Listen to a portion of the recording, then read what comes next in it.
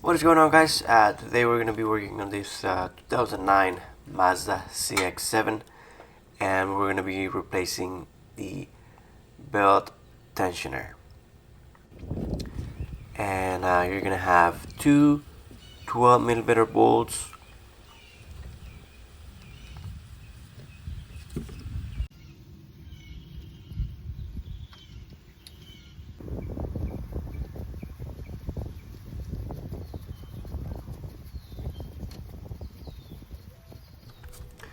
and after removing the two bolts, it should be ready to come out from the bottom.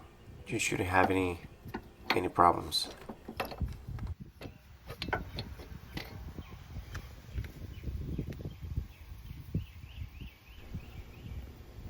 Okay, and here I have the new one. It's a Continental.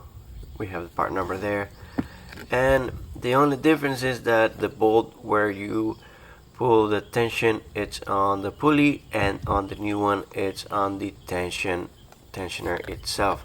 But there's not a problem as long as it fits and it is for the same car. You shouldn't have any problems at all. Okay, and I'll go ahead and put the bolts back, and here I have the belt part number just in case you need it. It is a Duralast, and here I have a belt diagram also.